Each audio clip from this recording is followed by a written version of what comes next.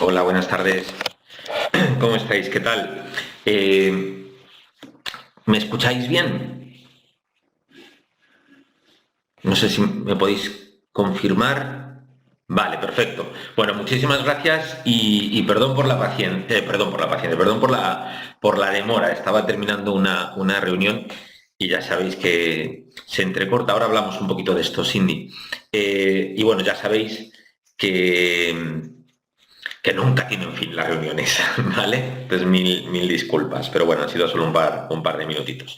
Bueno, mi nombre es Óscar García Leal, ¿de acuerdo? Y voy a ser vuestro, no sé si acompañante, profesor, responsable de la asignatura, ¿vale? Durante estas sesiones. Un gustazo trabajar con vosotros, seguro. Espero que disfrutemos la asignatura y espero que aprendamos mucho, tanto yo de vosotros como pues intentaré que vosotros aprendáis algo de mí.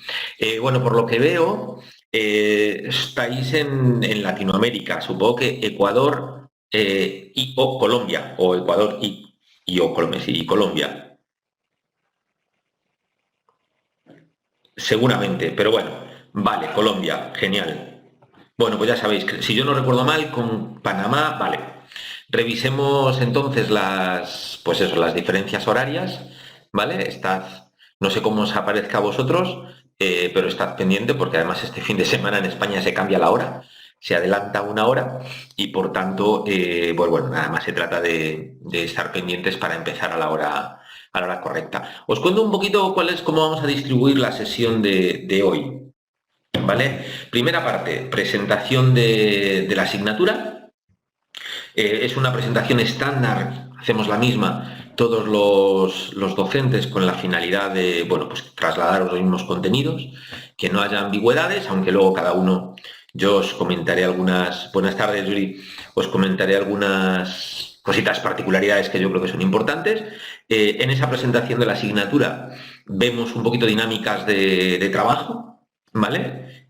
Nos ponemos de acuerdo un poquito en cómo vamos a operar y a interactuar en las sesiones y luego en la siguiente hora, o lo que nos reste, lo que sea necesario, pues desarrollamos el primero de los temas, ¿vale? Y comenzamos a charlar sobre el primero de los temas que tenemos de la asignatura, que están previstos, ¿vale? Bueno, pues si os parece, vamos a hacer dos cosas. Primero, os voy a abrir los micrófonos a todos, ¿vale?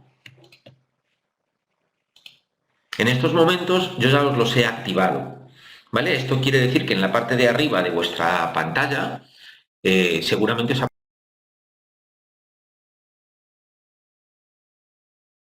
os aparecerá una barra con un dibujo de un micrófono. Sentidos libres en cualquier momento de abrir el micrófono y de intervenir, ¿vale? Lo que pasa es que para que no haya interferencias, cuando uno de vosotros intervenga, pues yo apagaré mi micrófono, ¿vale? Y si yo intervengo, vosotros apagáis el micrófono, porque si no,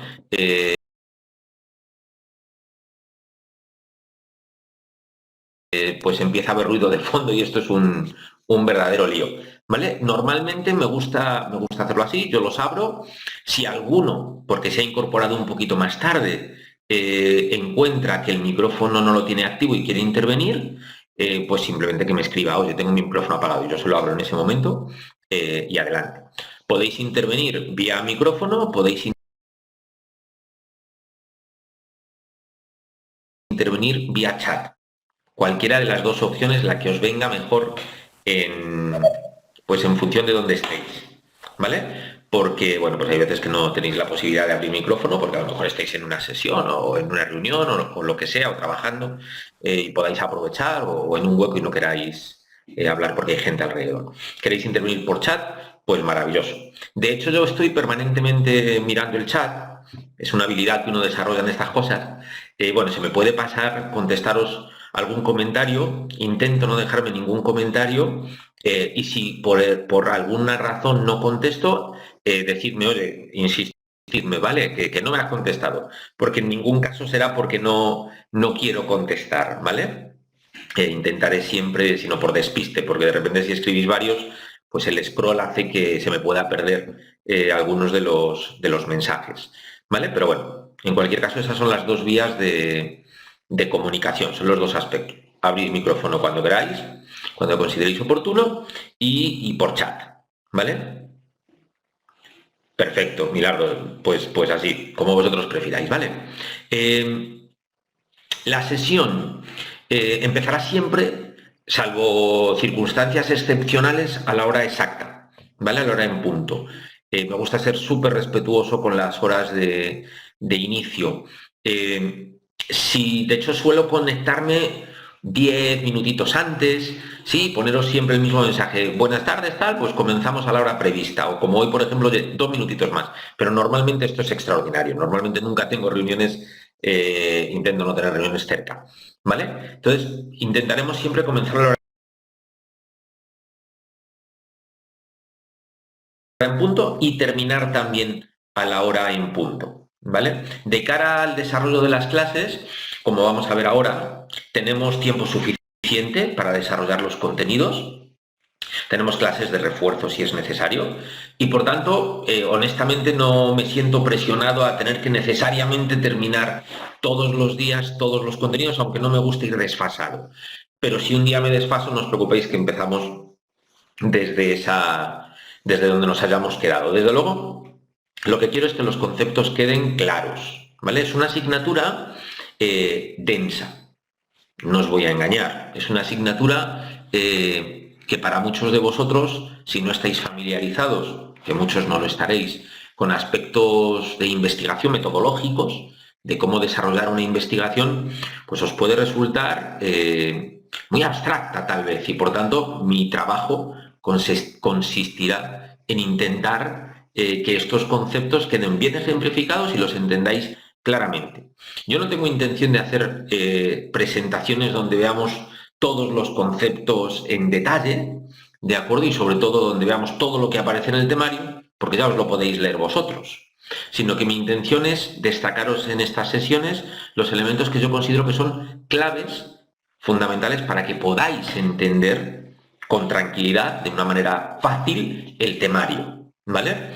Vamos a ver contenidos, pero no voy a reproducir lo que está en el temario, porque no tendría mucho sentido. Sí, lo que pretendo es destacaros los elementos más importantes, ¿vale? Y verlos con tranquilidad. Y si tenemos que programar alguna sesión de refuerzo, pues las programamos, ¿vale? De hecho, seguro va a haber un tema particular que ya os diré donde seguro vamos a programar una o dos sesiones de refuerzo, ¿vale? Para poderlo ver con tranquilidad, porque son muchos contenidos para una única sesión. Vamos a ver algunos aspectos de dinámica, de estructura de la clase. Buenas tardes, Clara.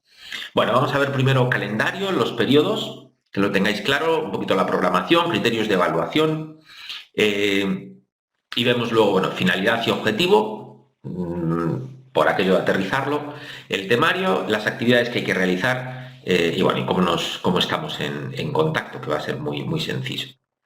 Calendario, bueno, las sesiones empiezan el 21 de marzo y el 8 de julio, en la sesión 15, terminan clases. Eso quiere decir que tenemos 15 semanas por delante para trabajar, de las cuales fundamentalmente, pues 12 son sesiones en las que vamos a ver temas, en las que vamos a ver pues, los 12 temas que tiene esta asignatura, si yo no recuerdo mal, dejadme que lo revise. Los 12 temas, efectivamente, lo dudaba porque ese es un ajuste que se ha realizado, los 12 temas, ¿vale?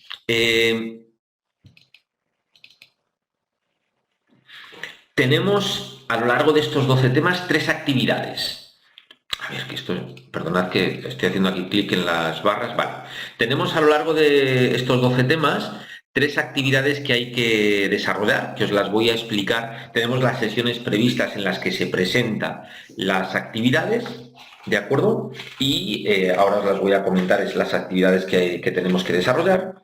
Y os las presento y hay tiempo suficiente para hacerlas y os las caracterizaré, ¿vale? O sea que ningún problema en ese sentido, son actividades, honestamente, en mi opinión, bastante bien definidas, que os permiten entrar en contacto con documentos donde lo que vamos a ver en estas sesiones queda bien reflejado, queda plasmado y por tanto os caracteriza, os contextualiza, os aterriza en el mundo de la investigación cómo estos conceptos que desarrollamos pues realmente se aplican en el ámbito de la generación de investigación, ¿vale? Tenemos una semana particularmente de repaso, ¿vale? La semana del 11 al 15 de abril, en la que fundamentalmente ahí no avanzamos y simplemente repasamos contenidos, y las fechas de los exámenes, pues las que aparecen aquí. El examen en convocatoria ordinaria en el fin de semana del 15 al 17 de julio y en convocatoria extraordinaria del 17 al 19 de febrero del 2023. Yo espero que ninguno llegue a convocatoria extraordinaria, ¿vale? Siempre hay alguno, no voy a decir que no, ¿vale? Pero bueno, espero que ninguno llegue a convocatoria extraordinaria y que podáis sin mayor problema, pues superar la asignatura, ¿vale? Insisto, es una asignatura que vale la pena, hay que desarrollarla, en mi opinión, tranquilo, sin asustarse por los contenidos, que, insisto, algunos de vosotros no estaréis familiarizados, es un poquito... en algunos momentos alejada, aparentemente alejada de vuestra actividad profesional, pero muy interesante para el ejercicio de vuestra actividad profesional. ¿Vale? Bueno, ¿qué es lo que vamos a ver? Bueno, pues fundamentalmente tenemos dos intenciones. Primero, que accedáis a un conocimiento teórico y técnico, ¿vale? Sobre, dicemos aquí, cómo apoyar decisiones profesionales. Dejad que os lo traduzca un poquito más. Un conocimiento teórico y técnico sobre cómo poder generar o aproximarnos a un análisis de la realidad a la que vosotros os enfrentáis, de tal manera que recojamos información de esa realidad que sea fiable, que sea precisa y que os permita mejorar vuestra actividad profesional, que os permita entenderla, comprender bien esa realidad a la que os enfrentáis. Ese es, en último término, el objetivo de la realización de una investigación, particularmente en el ámbito educativo, donde en general son investigaciones, no solo, pero en general, son investigaciones cuyo objetivo es mejorar una realidad. La realidad. Alguien ha encendido un micrófono, ¿verdad? Y lo ha apagado ahora. ¿Veis? Os decía que se escucha cierto ruido, no es molesto en absoluto. ¿Vale? Esta es un poquito la idea. Pero también ver cómo se puede aplicar ese conocimiento para la mejora de vuestra propia realidad. ¿Vale? Cuando digo de vuestra propia realidad me refiero a esas situaciones en las que os enfrentáis en un aula.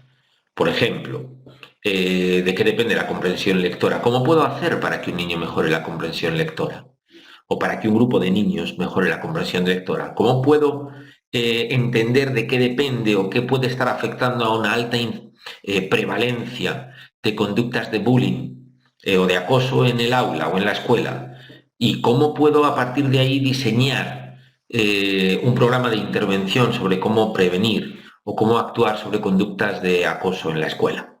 Este tipo de cuestiones es el objetivo de esta asignatura, es daros los fundamentos que os permiten acercaros de una manera ordenada, planificada, a entender qué es lo que está ocurriendo para que luego podáis diseñar intervenciones que os permitan modificar la realidad del aula, de la escuela, de vuestro centro educativo, pues de una manera eficiente o eficaz, ¿vale?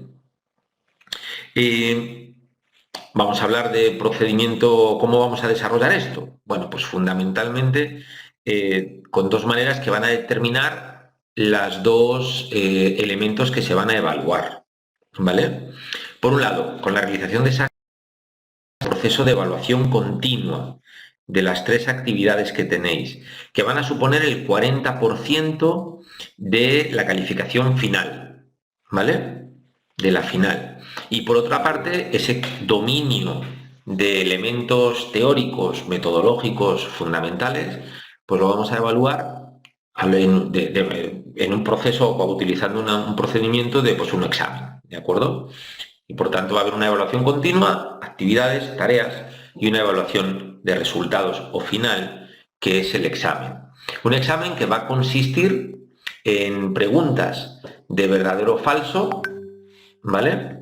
Afirmaciones sobre las cuales vosotros tendréis que decidir si son verdaderas o falsas.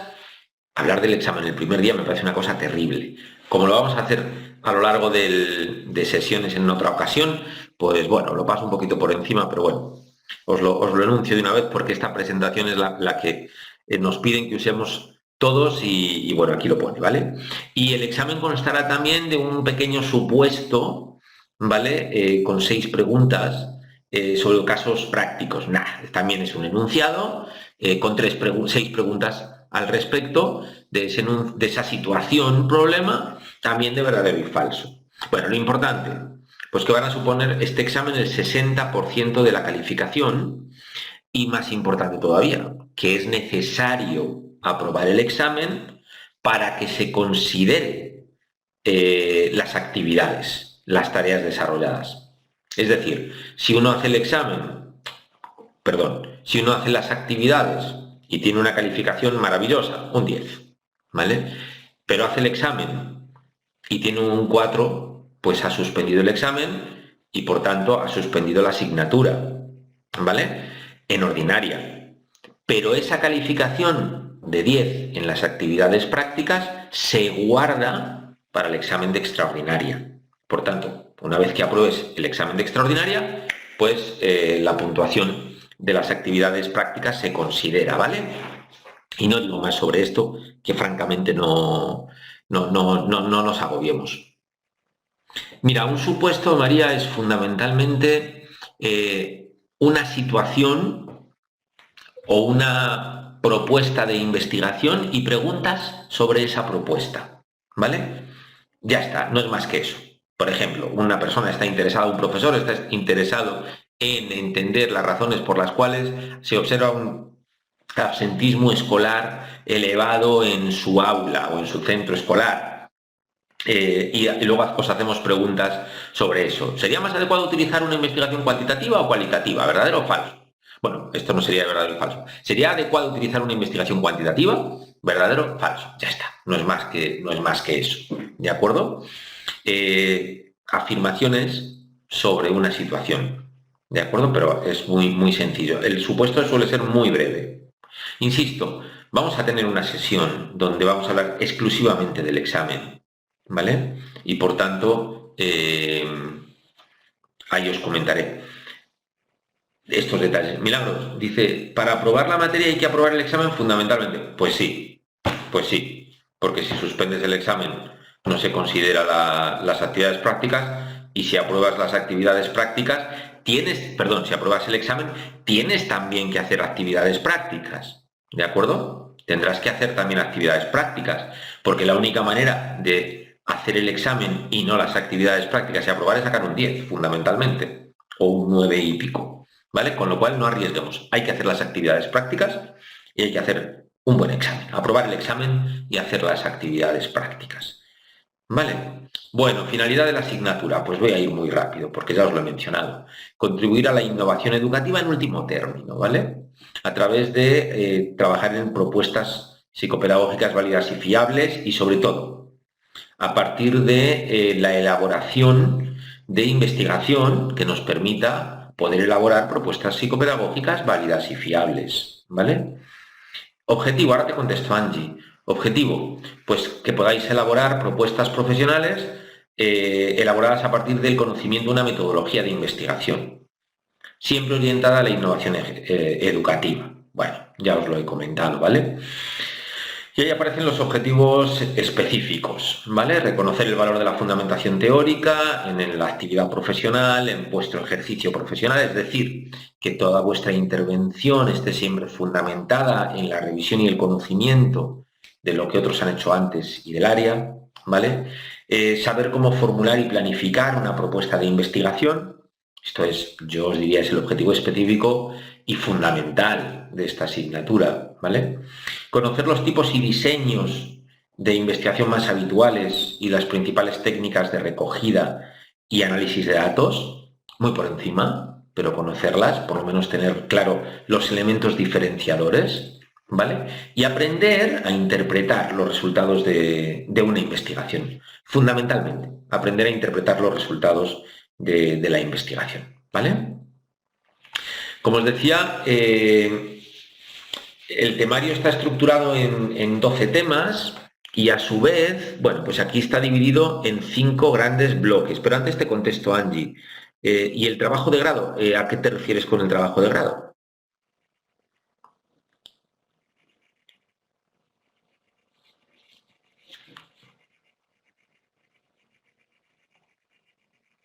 ¿Te refieres al TFM?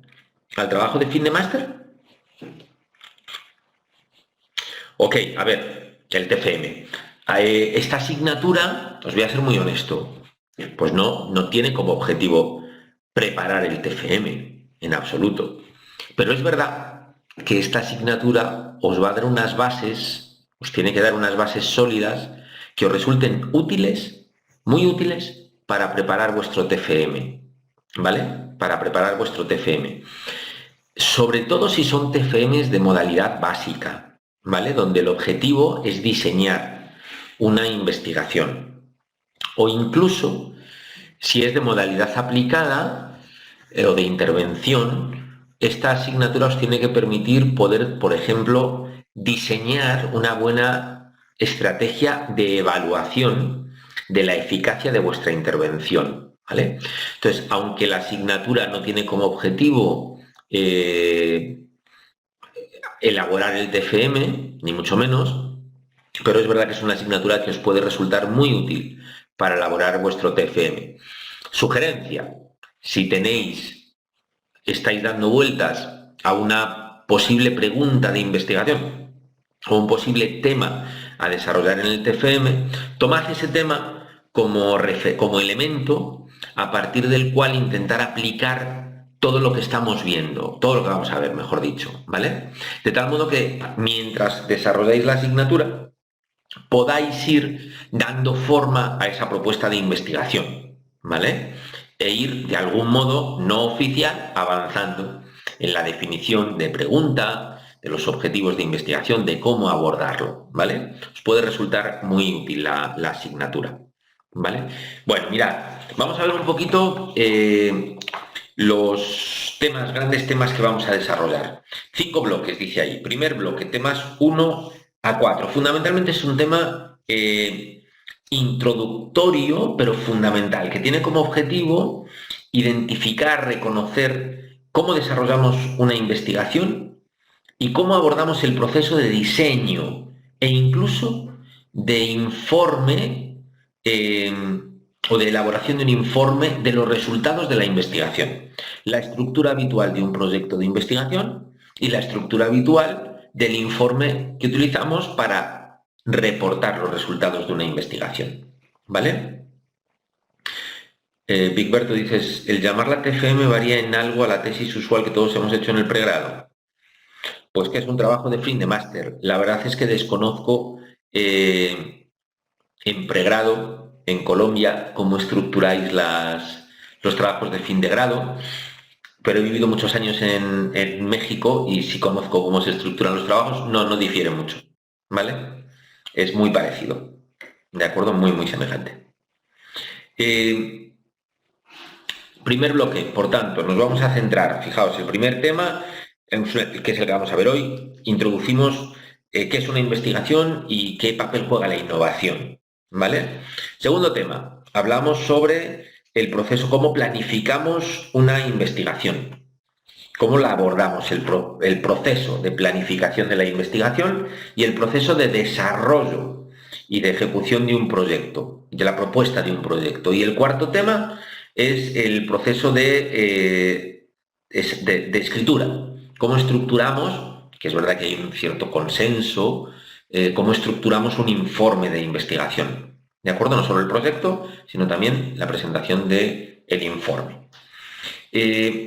Objetivo de este bloque, que nos podamos enfrentar perfectamente a cualquier, o elaborar una propuesta o enfrentarnos a un artículo y leerlo entendiendo perfectamente cómo está estructurada la información, qué vamos a encontrar, qué debemos mencionar en la propuesta de cualquier proyecto, qué debemos, por tanto, encontrar también en cualquier informe de investigación. Y si nosotros lo escribimos, cómo debemos estructurarlo, de acuerdo a ese consenso que regula la actividad consensuado y que de algún modo establece unas normas en cuanto al ejercicio de la actividad investigadora, ¿vale?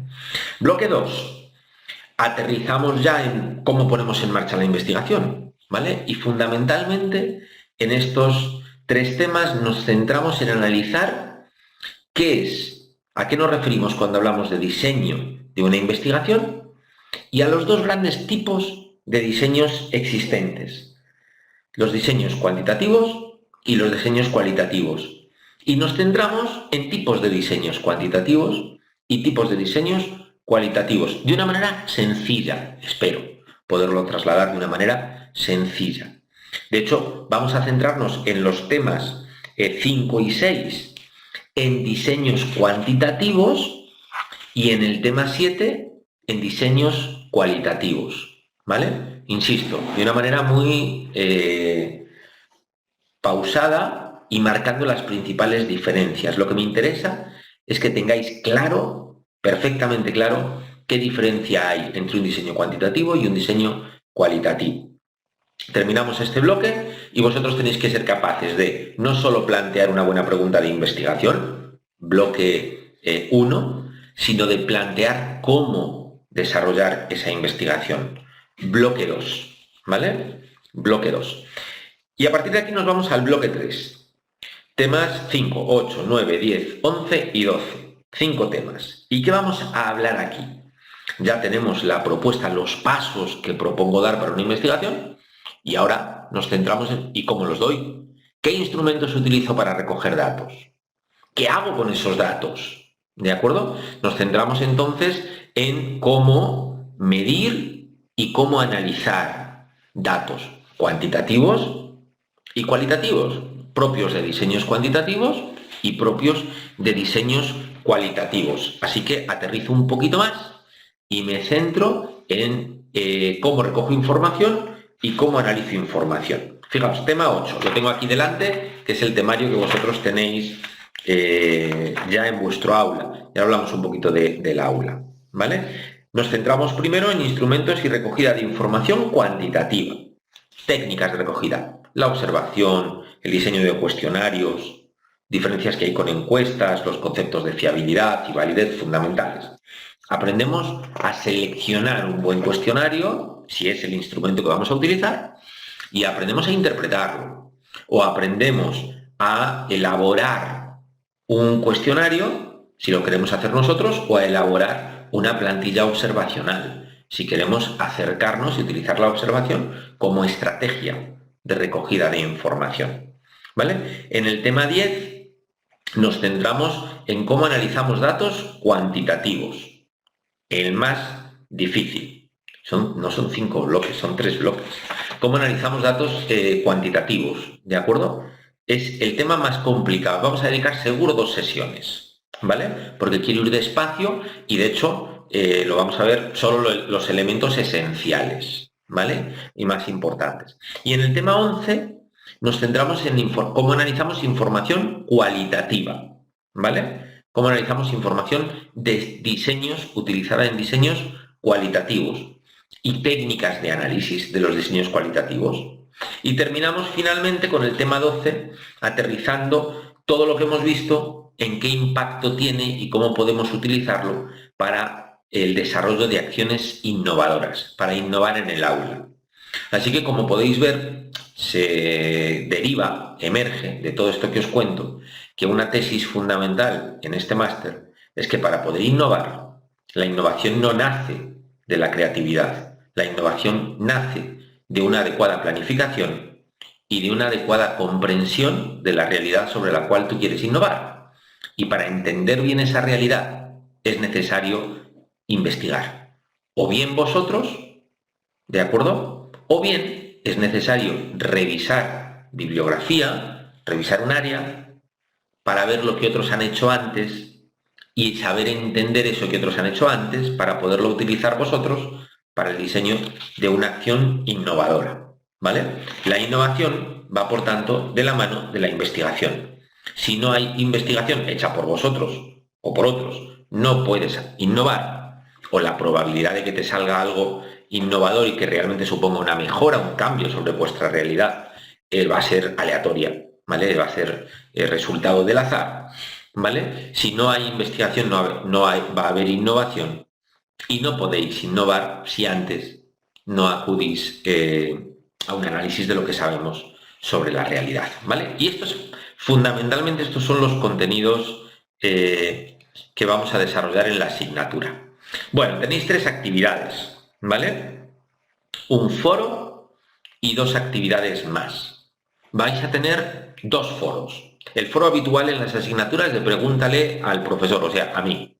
Dudas, cualquier duda, por favor, que tengáis, la dirigís o bien en las sesiones, como os he dicho, ¿no? O por chat o, o con micrófono. A mí siempre me gusta empezar las sesiones dejando ahí, os preguntaré siempre dudas sobre la sesión anterior, ¿de acuerdo? Y por tanto, pues sentiros libres de verdad, absolutamente, de abrir micrófonos y preguntar cualquier duda que tengáis, no os quedéis con la duda.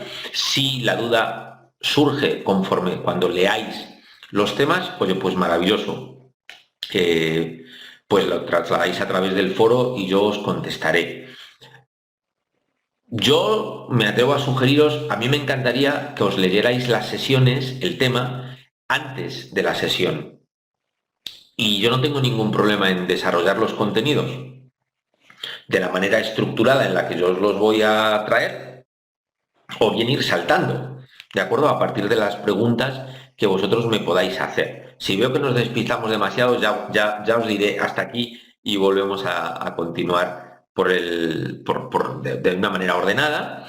Pero si podemos establecer sesiones de diálogo, oye, pueden ser tan interesantes o más que las sesiones aburridas que yo pueda desarrollar pues de manera más continua. Así que haya flexibilidad, por favor, y bueno, y mucha interacción. La primera actividad, entonces os dejo el foro. La primera actividad es un foro general en el que fundamentalmente intervenís vosotros y os leéis unos a otros. La empezamos en la semana 2, o sea, la próxima semana.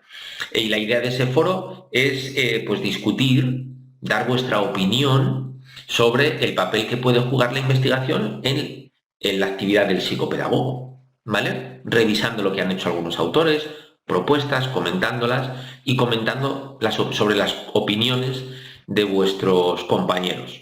Es una actividad que, por tanto, lo que pretendo es que haya mucha interacción, que empecemos a asentar un poquito, enriquecernos entre todos sobre cómo podemos rentabilizar la investigación. Julián, empezamos la semana antes o después de la clase. Os lo voy a... No hay prisa, pero en principio yo lo voy a crear el lunes, ¿vale? El foro, sí, lo entendí bien. Yo lo voy a crear el lunes, ¿vale? Si queréis esperar a que empiece la clase, oye, maravilloso. Si desde un inicio vosotros queréis aportar, pues también. Yo lo voy a crear el lunes. Yo preferiría que empezara en la clase, pero es que si no lo creo el lunes me van a llamar y me van a decir, oye, no lo has creado, con lo cual no me va a quedar más remedio que crearlo. Yo lo creo el lunes, ¿vale? La segunda actividad y la tercera, dejad que los veo juntos, son 2 ejemplos de investigación cuantitativa y de investigación cualitativa. Son 2 artículos, pero son 2 artículos donde se utilizan 2 enfoques distintos. Uno cuantitativo, que ya os diré qué es esto, y otro cualitativo. Esas son las 2 actividades. ¿Qué os van a permitir? Pues leer un artículo de cada uno de los ejemplos y responder a una serie de preguntas que nos van a permitir ver que eres capaz de entenderlo. Lo que vemos, lo aterrizamos, lo ejemplificas o lo contextualizas y lo pones en práctica. La primera, para que no os asustéis, el primer artículo es cuantitativo y me gusta siempre haceros el análisis. No con la intención de daros lo hecho, que no es el caso, sino de moldear, es decir, de yo ponerme de ejemplo, con toda modestia, creedme, para intentar deciros cómo yo haría una lectura de ese artículo, ¿vale? A partir de mi experiencia como académico y cómo yo haría una lectura, para que facilitaros un poquito el acceso a un artículo donde hay muchos datos numéricos y que os puede resultar, en algún sentido, complejo, aun cuando nadie os va a pedir que entendáis esos datos numéricos porque no lo hemos visto en esta asignatura ni lo vamos a ver, ¿vale? Pero bueno, sí que sepáis cómo poderlo leer. Y la última actividad, la tercera, que es cualitativa, pues ahí yo ya no actuaré como modelo porque ya lo habré hecho antes y por tanto esa la haréis vosotros pues a partir de lo que hemos revisado. ¿Vale? Bueno, evaluación continua importante que recordéis hacer, por favor, después de cada sesión o de cada tema, los test de autoevaluación, ¿vale? Que es una buena manera pues de poner en práctica, de exponeros a un tipo de preguntas y sobre todo para poder identificar los conceptos clave. En este caso no son preguntas de verdadero y falso, son preguntas de opción múltiple, pero si el concepto está ahí las podéis resolver sin ningún problema. Y bueno, pues también que tengáis claro que la asistencia a clase os da algunos puntos, ¿vale? De hecho, creo que el test de autoevaluación, como dice ahí, ¿no? Por cada uno de los temas, pues os da 0,2 puntos, ¿vale? Hasta 2,4 sobre la prueba de evaluación continua y la asistencia a clase pues 0,3. Tenéis que asistir al menos a 2 clases. Hombre, si a mí me preguntáis, me encantaría que asistierais a todas, ¿vale? Pero al menos a 2, ¿va? Y esta me parece que no cuenta, aunque no lo tengo muy claro, ¿vale? Creo que esta primera no la consideran. Pero bueno, vosotros lo tenéis como actividades y solicitáis el reconocimiento de la clase. Bueno, aquí ya sabéis, ya lo he hablado, o participación en clase o pregunta a la profesora o profesor para comunicarnos y ya está. Básicamente, pues lo que os he comentado y aquí no me voy a entretener porque es básicamente un poquito de la dinámica y os lo comento, ya os lo he comentado. Sí me interesa solo destacaros una cosita. Al final de cada uno de los temas hay un apartado que se llama a fondo que me interesa mucho que reviséis, ¿vale? Porque os permite complementar muy bien y ejemplificar muy bien los conceptos que vemos, ¿vale? Y complementa los contenidos que vamos a ver en la clase, en las sesiones, más que en la clase. Así que os agradecería que si tenéis oportunidad lo veáis, ¿vale? Bueno, y con esto termino ya la presentación. Luisa, dices, cuenta desde que inicia el tema hasta el final de la clase. Sí, tenéis que tener un cierto porcentaje de tiempo al que asistir en la sesión. Honestamente no me lo sé, ¿vale? Pero creo que tenéis que estar un poquito de un tiempo, ¿sí? Si tocas un tema, sí cuenta, nos indicaron. Ah, pues entonces, Berta, sí cuenta la sesión. De hecho, ya hemos terminado el 80%, gracias, Jennifer, ¿vale? De la clase. Hombre, yo esperaría, intentaré haceroslas interesantes para que queráis asistir y asistáis todo el tiempo y todo pero pues, a ver si lo consigo, ¿vale? Bueno, y por tanto, como dice Berta, pues entiendo que efectivamente, como ahora empezamos ya con el tema 1, pues esta sesión cuenta, ¿vale? Pero no me dejéis solo, por favor. Bueno, pues ya está. Voy a hacer una cosa. Le tengo uso compartido aquí. Dudas, por favor, que tengáis. Si os ha quedado alguna duda, por favor, con toda confianza, decidme, ¿vale?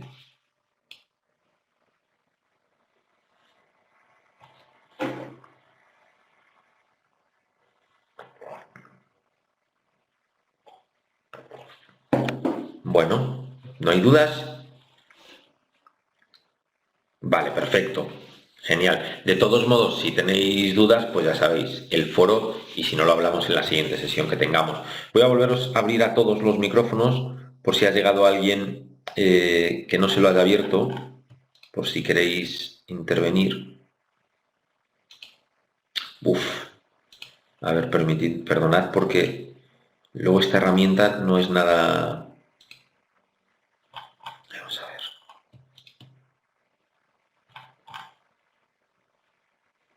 Micrófono, creo que los tenéis ya todos abiertos, vale. Bueno, a ver si carga la presentación. Yo espero que sí sea práctico para el TFM, Melissa. Honestamente,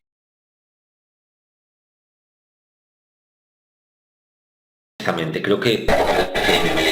Honestamente, creo que... No he abierto el micrófono, ¿verdad? Cerrad. Vale, gracias. Sí, os tiene que ser muy práctico, ¿vale?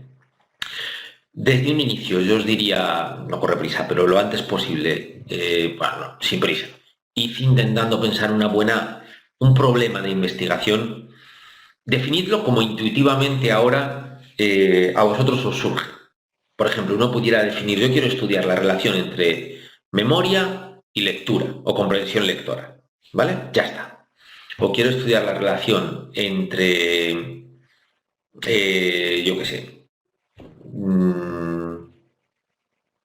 tiempo de estudio y rendimiento académico, ¿vale? O entre actividad física y rendimiento académico, ¿vale?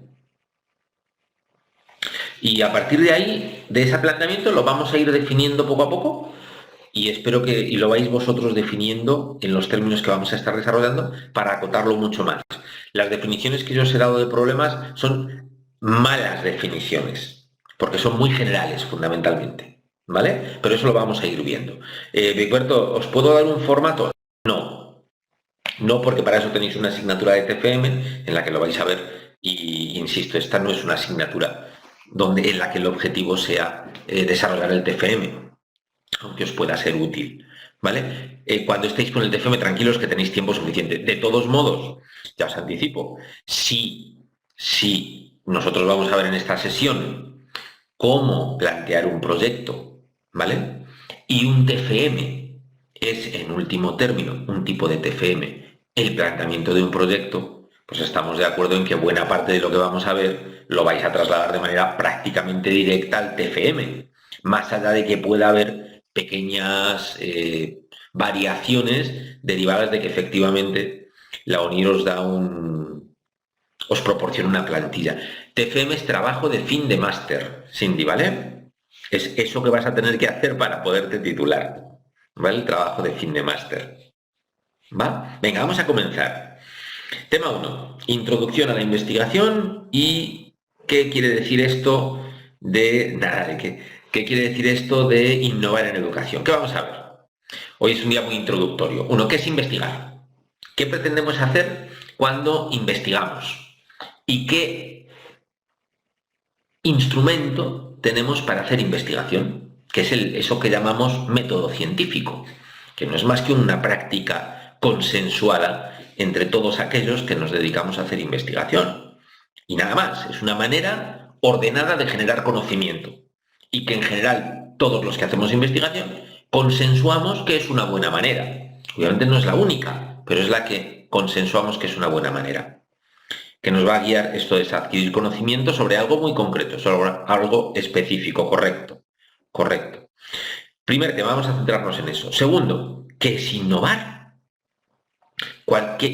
Intuitivamente ¿cualquier cambio implica una innovación? No. Vamos a hablar de qué implica una innovación y sobre todo qué implica una innovación en el aula. Y aquí dice dos cosas muy interesantes. Innovar conlleva planificación e innovar conlleva acción. Conlleva planificar cómo intervenir y conlleva ejecutar esa acción, ¿vale? Y vamos a hablar finalmente, enfatizando estos dos elementos, planificación de una investigación y acción, de el procedimiento de investigación-acción, ¿de acuerdo? Como estrategia de intervención y de puesta en marcha de una innovación, un cambio en el entorno educativo. Vamos a utilizar también como libro de referencia en general el libro de Navarro, ¿vale? Fundamentos de la investigación y la innovación educativa, que está disponible en la biblioteca de la UNIR, ¿vale? Y para este tema particular, pues páginas de la 15 a la 39. ¿Os las tenéis que leer todas? Es un libro muy sencillito, es deseable, ¿vale? Porque básicamente los contenidos que vemos están extraídos de ahí. Estas presentaciones, perdón que no os lo dije, Cindy, de hecho, os voy a subir todas las presentaciones al aula, ¿vale? Y algunos otros materiales, ¿va? Os voy a subir todas las presentaciones para que las tengáis y las podáis descargar y trabajéis con ellas. Os las subiré antes de las sesiones, ¿vale? Siempre antes de las sesiones. Hoy, como tuve la reunión esta, la verdad es que me pilló un poquito el toro, pero os la subo ahora en cuanto terminemos, ¿vale? Tanto la de presentación como esta. Y lo general es que os la suba siempre antes de la sesión para que la podáis descargar y si os consideráis oportuno hacer anotaciones o tenerlas delante en vuestros ordenadores, ¿vale? Para que podáis trabajar con ellas. Vamos a ver qué es investigar, ¿va? Fijaos, si vamos a tomar esta definición de Navarro. La investigación es un proceso sistemático de resolución de interrogantes y de búsqueda de conocimiento que tiene unas reglas propias, es decir, un método. Por tanto, fijaos que investigar, ¿a qué alude fundamentalmente?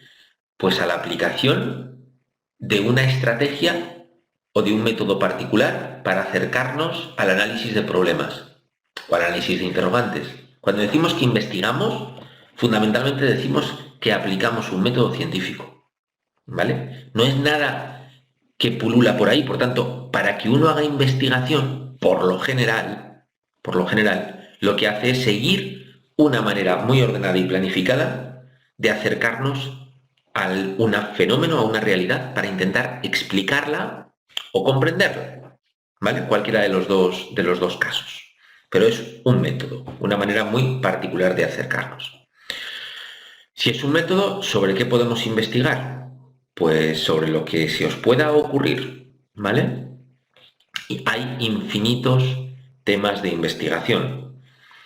¿Todos los temas de investigación son buenos? Hay temas, hay problemas, hay preguntas de investigación bien definidas, de manera muy concreta, muy precisa, o mal definidas, de manera tan amplia, tan difusa, que no sabes a qué te estás refiriendo. Yo os decía antes, si yo quiero estudiar la relación que hay entre memoria y comprensión lectora, hombre, lo puedo definir un poquito más. ¿Qué entiendo por memoria? Memoria a corto plazo, memoria a largo plazo, memoria de trabajo.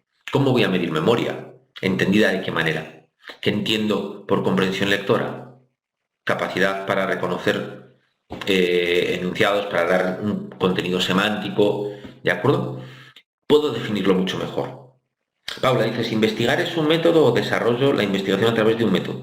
Yo diría que investigar implica aplicar una estrategia que es un método de generación de conocimiento, ¿vale? O de resolución de problemas de investigación o de preguntas de investigación. Investigar implica aplicar un método, ¿vale? ¿De acuerdo? La buena investigación es aquella que fundamentalmente desarrolla y aplica ese método con ciertos criterios de rigurosidad. Y fijaos cuáles son los dos grandes criterios de rigurosidad que definen, además, por ejemplo, las propiedades de un cuestionario. Luego lo veremos. Decimos que una investigación es válida, ¿vale? Cuando los pasos e instrumentos que aplicamos como parte de ese método de acercamiento a la realidad nos permiten capturar el fenómeno en el que estamos interesados, ¿vale? Es decir, cuando, os pongo un ejemplo, si yo quiero evaluar inteligencia, utilizo un instrumento que efectivamente mide eso que yo he llamado inteligencia, o que la comunidad científica consensúa que es la inteligencia. En términos un poquito más específicos, decimos que una investigación es válida cuando los instrumentos que se usan miden realmente lo que quieren medir y no otra cosa, ¿vale? Y no otra cosa. Cuidado con esto, porque al final uno puede decir, hombre, yo utilizo un instrumento, por supuesto que va a medir lo que yo quiero. No, no es verdad. No es verdad. ¿Qué es la inteligencia? ¿Vale? Esto es una de las grandes preguntas. ¿Qué es la inteligencia? Y no tenemos respuesta. Hay algunos expertos en inteligencia que dicen, fijaos cómo lo definen, ¿eh? Inteligencia es aquello que miden los test de inteligencia. Y no me lo estoy inventando, ¿eh? Luisa, ¿tienes capacidad para comprender el mundo? Bueno, esa es tu definición de inteligencia.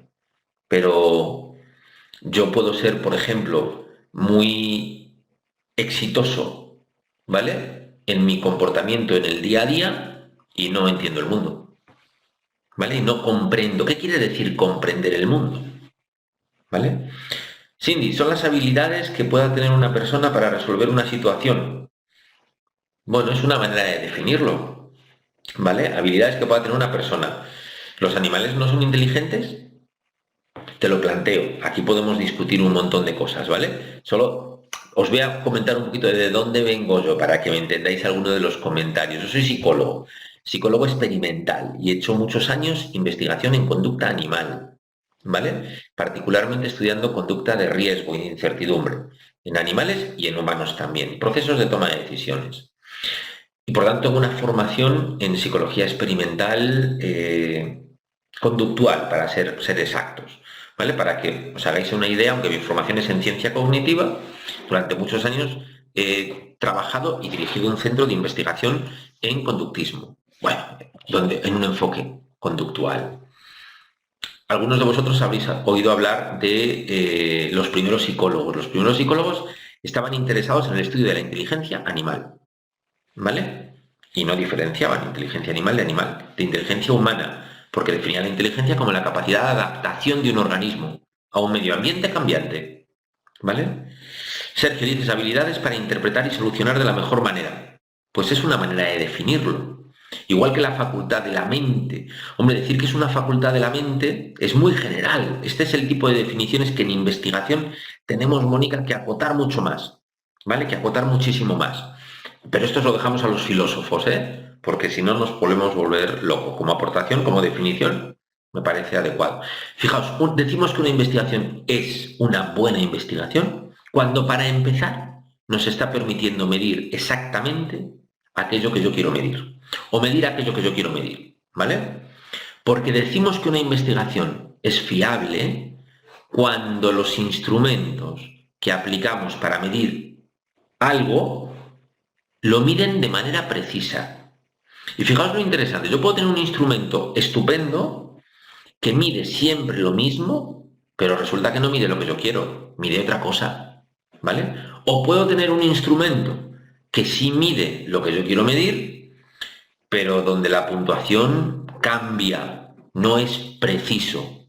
Bueno, pues cuando tengo un instrumento que mide lo que yo quiero, digo que es válido.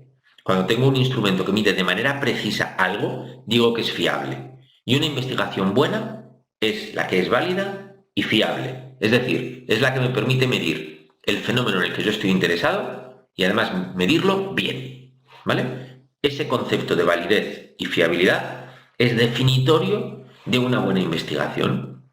¿De acuerdo? Definitorio de una buena investigación.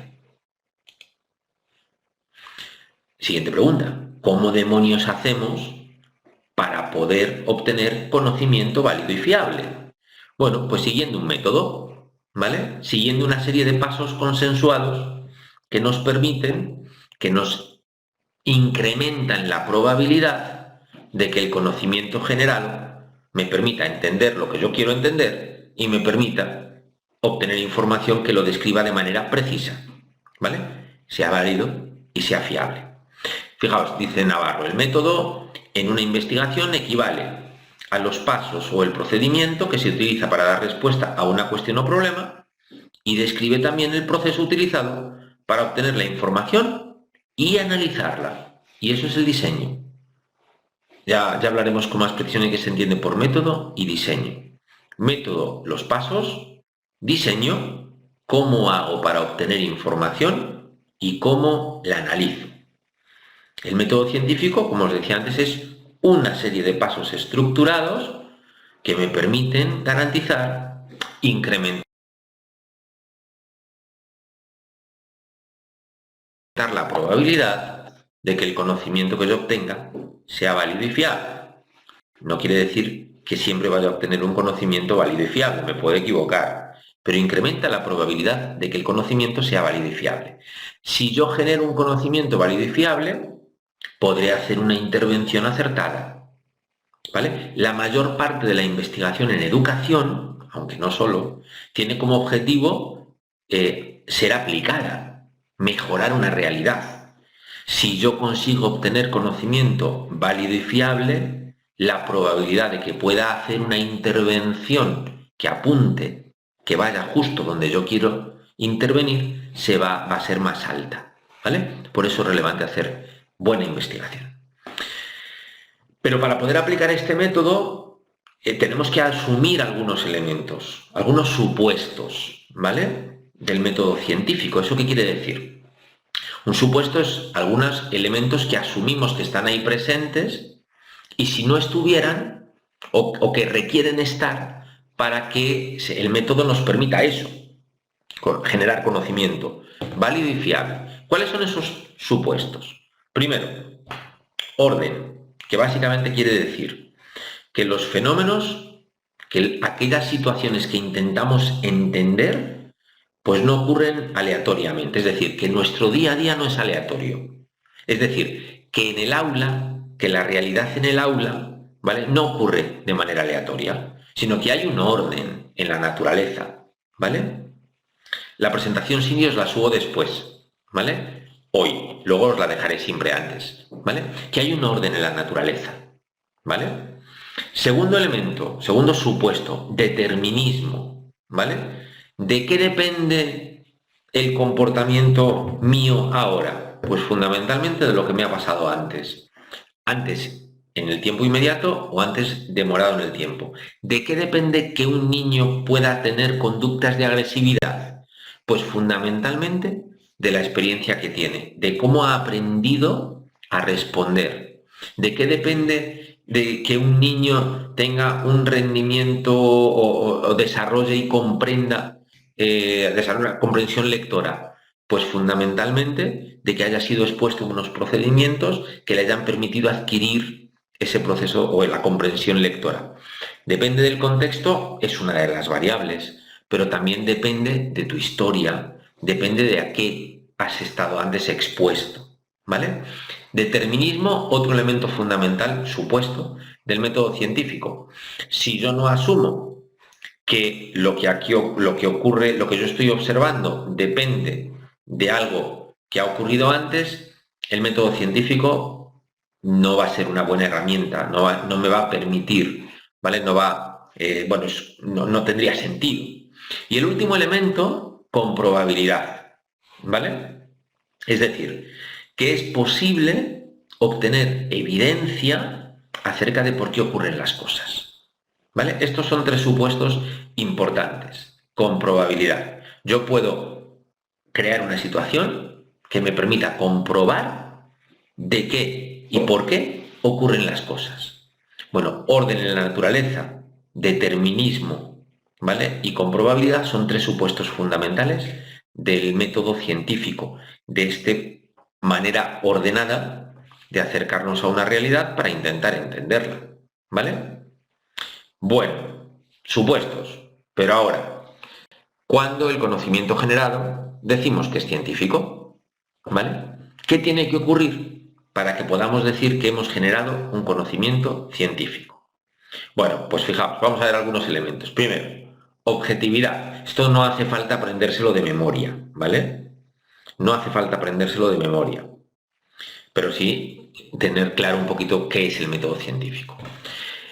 ¿A qué se refiere la objetividad? Pues a que el conocimiento debe estar lo más próximo posible a la realidad del objeto de estudio, ¿vale? Es decir, todo conocimiento generado debe ser objetivo, debe representar bien aquella realidad que yo estoy estudiando.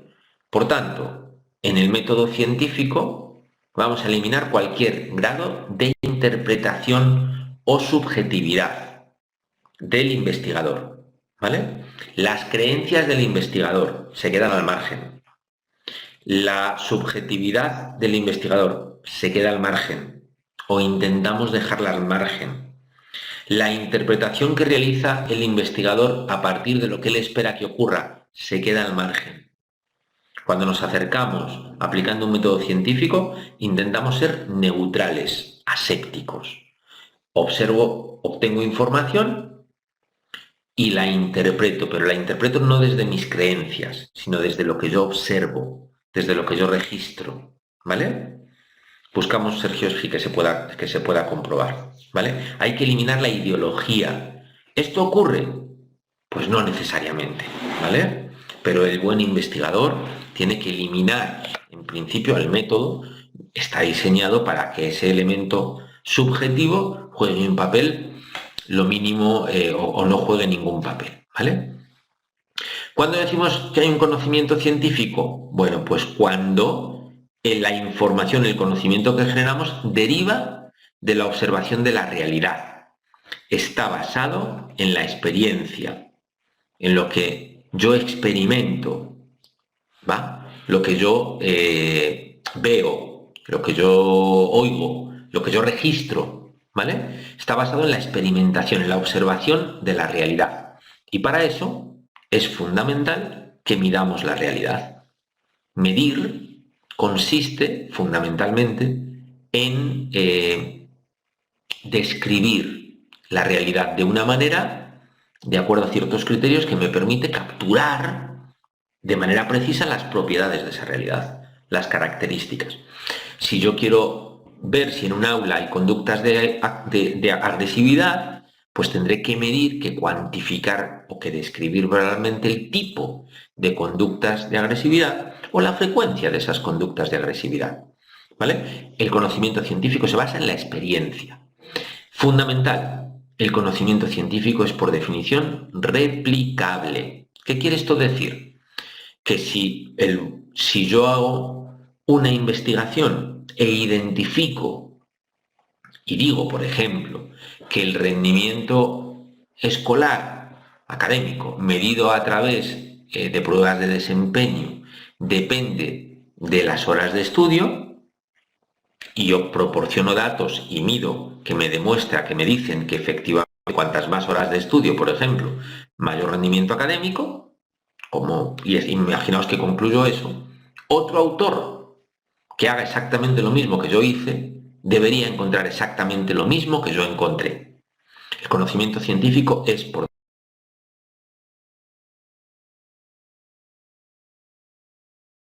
¿Vale? Replicado.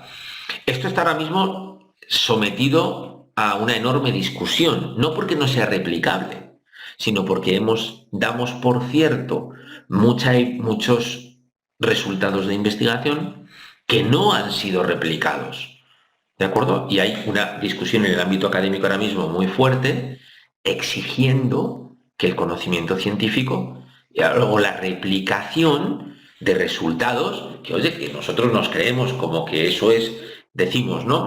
Decimos mal, demostrado por la ciencia, ¿vale? La ciencia no demuestra nada, la ciencia lo que hace es aplicar un método, el método científico. En el mejor de los casos, podremos decir que demostrado por la ciencia quiere decir que varias veces se ha replicado el mismo estudio y se ha obtenido lo mismo. Y por tanto, que acumulamos evidencia empírica que nos dice, oye, posiblemente eso efectivamente es así. Posiblemente el rendimiento depende de las horas de estudio, porque mira qué cantidad de estudio tenemos, cantidad de estudios en los que se ha estudiado la relación entre horas de estudio y rendimiento y se ha observado lo mismo. Pero la ciencia no demuestra nada, utiliza un método científico y obtiene evidencia que apoya eso. Luisa, ¿puede haber variables según la población? Hombre, claro, por supuesto, por supuestísimo, ¿vale? No sé si exactamente a lo que te refieres, yo entiendo, puede que dependa esa relación, como ejemplo, lo estaba poniendo como ejemplo, entre horas de estudio y rendimiento de otras muchas cosas que las denominamos variables, pues por supuesto, ¿vale? Y todas esas cosas nos dificultan, pero nos hacen bonito analizar el problema de investigación, la pregunta de investigación entre horas de estudio y rendimiento. ¿De qué depende? El rendimiento, pues seguramente no solo de las horas de estudio, de otras muchísimas cosas, ¿vale? ¿Vale? Característica del conocimiento científico, es parsimonioso. Buscamos siempre explicaciones simples, ¿vale? Lo más simples posibles, ¿vale? Muchos de vosotros habréis escuchado hablar del famoso principio de la navaja de Occam, ¿vale? Que básicamente lo que dice es, ante dos explicaciones de un mismo fenómeno, pues voy a preferir la que sea más sencilla. Pues ese es el principio de parsimonia, ¿vale? Ante dos explicaciones que me permiten dar razón del mismo fenómeno, pues me voy a quedar con la que sea más simple, ¿vale? Al conocimiento científico subyace un principio de parsimonia, ¿vale? Y finalmente un elemento importante del conocimiento científico, y es que debe ser diseminado.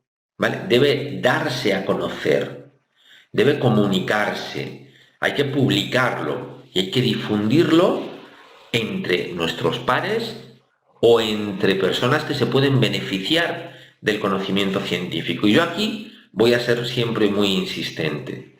Vosotros, muchos de vosotros seguramente trabajéis en el ámbito educativo, en el ámbito escolar, y en algunos de vosotros tal vez hayáis realizado acciones o realizaréis acciones en un futuro que espero poder contribuir porque os forme un poquito en cómo acercaros al desarrollo de investigación, podáis realizar estudios que generen un cambio cualitativo en el aula. Bueno, pues aquí, insisto, voy a ser muy directo. Yo creo que vuestra obligación es difundirlo, es publicarlo, ¿vale? Para darlo a conocer entre otros profesionales, para que esos profesionales puedan mejorar también su acción profesional, su intervención profesional, ¿vale? El conocimiento científico debe ser, por definición, publicado, diseminado, ¿vale? Hay múltiples medios de diseminación de ese conocimiento. Hay medios altamente especializados, publicación en revistas científicas. Bueno, hay que tener, hay que acercarse a la realidad de una determinada manera, muy ordenada, para que a lo mejor uno pueda publicar en una revista científica, que no es fácil, ¿vale?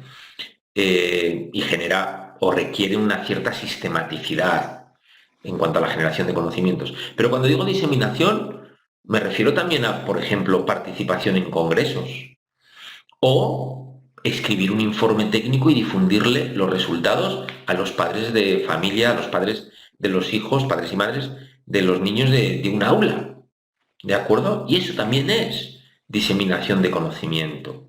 O elaborar un informe técnico y difundirlo entre tus colegas para que lo revisen, ¿vale? Para que lo lean, para que adquieran o accedan a un conocimiento que tú has podido generar.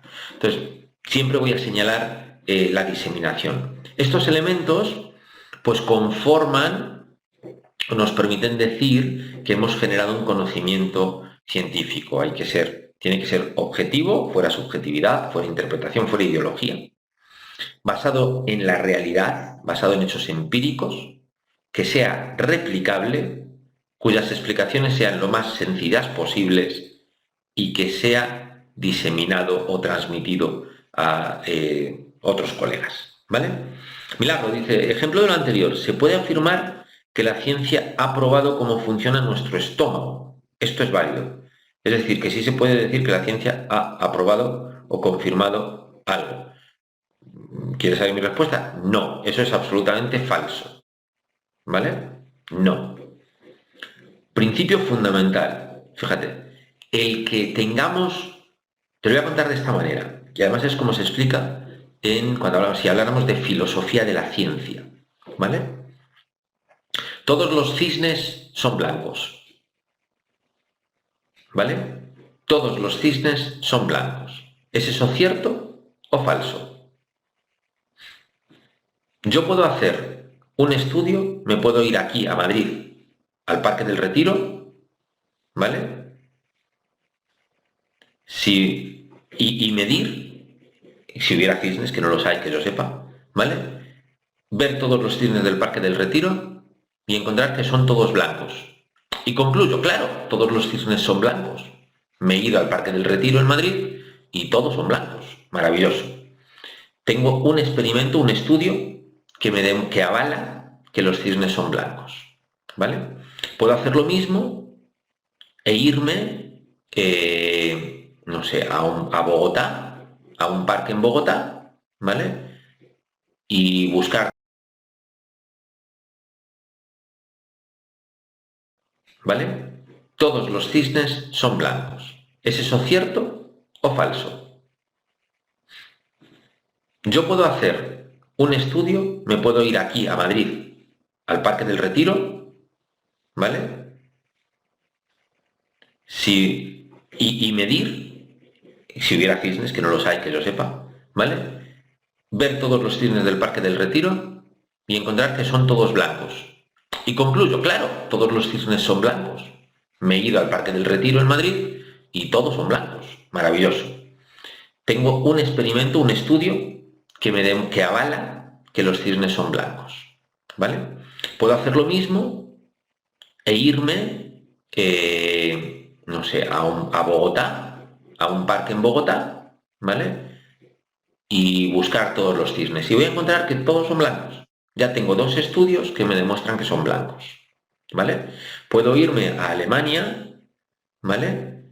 A otro parque y hacer lo mismo. Y voy a encontrar que todos los cisnes son blancos, ¿vale? ¿De ahí puedo concluir que todos los cisnes son blancos? Pues no, porque son muestras, son subconjuntos de esa población que menciona Luisa, de todos los cisnes que existen en el mundo, ¿vale? Son muestras y lo más que puedo decir es que en todas las muestras que yo he observado, todos son blancos, pero no puedo derivar de ahí que todos los cisnes sean blancos. Lo más que puedo derivar es que hasta donde yo he podido demostrar, todos los cisnes son blancos, lo cual no quiere decir que no pueda haber uno que no lo sea.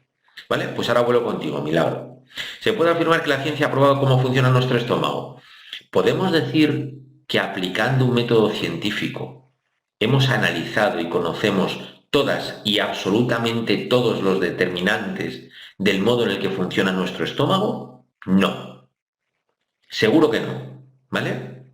Así que no podemos decir que la ciencia ha confirmado algo. Es más, eliminemos de nuestro discurso la palabra confirmar. La ciencia no confirma. El método científico, ¿vale? No te confirma nada. Cuando tú haces un estudio, tú no confirmas nada. Tú obtienes evidencia que apoya una afirmación, que es tu hipótesis, ¿vale? Lo que sí puedes hacer es falsarlo, ¿vale? Es concluir que tu hipótesis es falsa. Es decir, yo hago todos esos estudios con mis cisnes, ¿vale? Y un día me voy a el Parque Güell en Barcelona y encuentro un cisne que es negro. Ahí sí puedo estar seguro de que todos los cisnes no son blancos, ¿vale? Solo en ese caso puedo estar seguro de que todos los cisnes no son blancos. La ciencia, el método científico me permite falsar hipótesis, pero no confirmar, ¿vale? En todo caso, recabar evidencia a favor de una hipótesis, pero no confirmar, ¿vale? Bueno,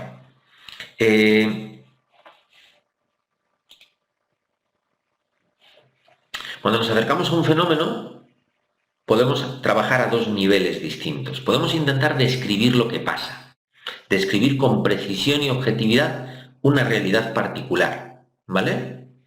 Pero también podemos intentar no describir lo que ocurre, sino intentar explicar por qué ocurre. Intentar explicar las causas o dar razón de las causas por las cuales algo ocurre, ¿vale? Son 2 niveles de explicación alternativos.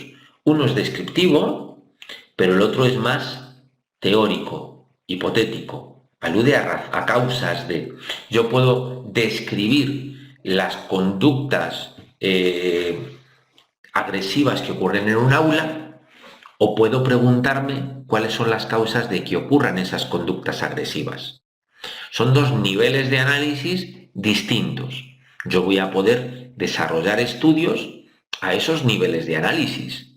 Puedo hacer, y son igualmente legítimos, un estudio con la intención de describir qué ocurre en una situación, o puedo hacer un estudio con la intención de descubrir por qué ocurren las cosas en una situación.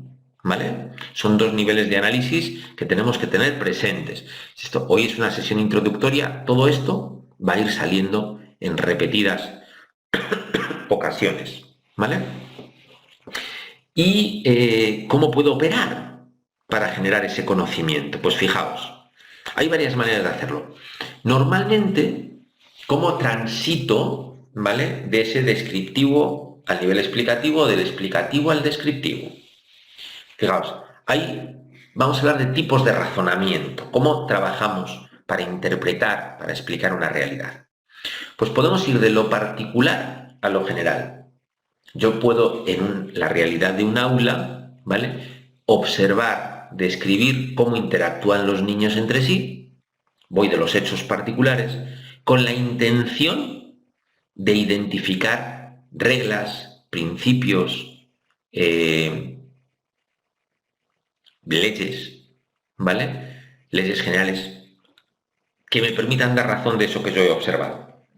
Pues cuando voy de esa observación particular y a partir de ahí pretendo derivar principios generales, estoy utilizando un razonamiento inductivo, ¿vale? Hago un razonamiento inductivo. ¿Puedo recorrer el camino contrario? Puedo partir de una teoría, es decir, de una explicación hipotética acerca de por qué ocurren las cosas, de las causas de las cosas, y luego ir a la realidad, ¿vale? Para confirmar o para obtener evidencia, ¿vale? Para eliminar esa palabra confirmación, para obtener evidencia acerca de si esas explicaciones que estoy sugiriendo me permiten o se ven apoyadas por la realidad, ¿vale? Cuando voy de lo general a lo particular, estoy utilizando una estrategia de razonamiento deductiva, ¿vale? Por ejemplo, Galileo, que le conoceréis todos, el famoso astrónomo, realmente todos sus experimentos fueron teóricos, ¿vale? Nunca hizo un experimento práctico, fueron todos teóricos, ¿de acuerdo? Vamos de lo general a lo particular, de esas grandes leyes a lo particular. Por ejemplo, Einstein, ¿vale? La teoría de la relatividad especial y general de Albert Einstein se consagra, adquiere peso, no es el único elemento, ¿vale? Pero tuvo un momento crítico cuando Einstein predijo: si mi teoría es cierta, si mi explicación teórica es cierta, entonces tal día a tal hora va a ocurrir un eclipse total de sol. Y ese día, a esa hora, ocurrió el eclipse. Luego, si ocurrió el eclipse, ese hecho soporta, da razón de la potencia explicativa de mi teoría. ¿Mi teoría es cierta? No. La teoría de Einstein permitió explicar ese fenómeno, permitió dar razón de eso. Es más, hoy sabemos que los supuestos que están detrás de la teoría de la relatividad especial y general son falsos, ¿vale? Pero permiten explicar tenemos una teoría mejor, que es la teoría de cuerdas. Lo que pasa es que es mucho más compleja, ¿vale? Y tenemos otra estrategia, ahora os contesto las preguntas, tenemos otra estrategia que es una mezcla, un razonamiento, un tipo de razonamiento entre el deductivo y el inductivo, que es el método hipotético deductivo, que es el propio, el más a partir del conocimiento de una propuesta teórica, derivo una afirmación, una hipótesis, una predicción acerca de lo que debe ocurrir en la realidad y diseño un estudio que me permita recoger información, que me permita contrastar si esa afirmación o hipótesis se ve apoyada o falsada por la realidad.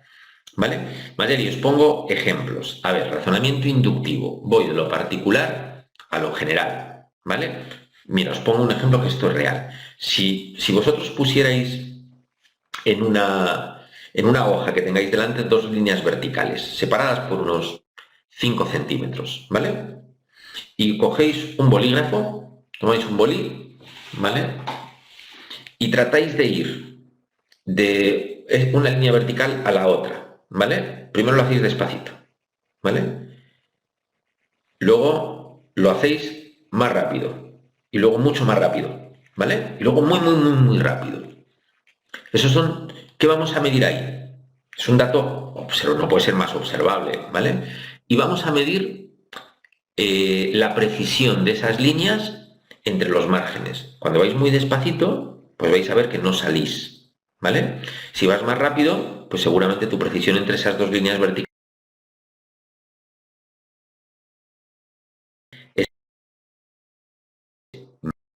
menor, te sales más. Si vas muy rápido, te sales mucho más. Y si vas muy, muy rápido, te sales todavía mucho más, ¿vale? A partir de ahí, yo puedo predecir. Existe una relación entre velocidad y precisión en el movimiento, ¿vale? estoy aplicando un método inductivo, ¿vale? Es muy sencillo, pero así se ha hecho buena parte de la ciencia, ¿eh? ¿Vale? Así se hace buena parte de la ciencia, con métodos inductivos, ¿vale? Por ejemplo, todos habréis oído muchos hablar del famoso Pavlov, ¿vale? Iván Pavlov y el famoso perro de Pavlov y lo que siempre nos han contado, ¿no? De una campana o los pasos del investigador y la respuesta de salivación, ¿vale? Bueno, pues eso es un método inductivo. Pavlov identificó, fueron realmente sus alumnos, pero bueno, no importa, él también. Pavlov identificó, observó que siempre que entraban sus alumnos a alimentar a los perros, antes de que le dieran la comida, el perro salivaba. Y a partir de ahí deriva un principio general, que es posteriormente se conoció como condicionamiento clásico, o condicionamiento pavloviano, o condicionamiento respondiente, como principio. Y dijo dos cosas que se presentan asociadas, cercanas en el tiempo, pues tienden a asociarse. Bueno, fue un poquito más elaborado porque eso es un principio asociacionista básico. Método inductivo. Método y razonamiento deductivo. Dejadme que no se ejemplifique el deductivo, sino el hipotético deductivo, porque el deductivo es muy general. El hipotético deductivo, ¿vale? Pues el ejemplo que os puse de Einstein, ¿vale? Elaboro una propuesta teórica y realizo una afirmación.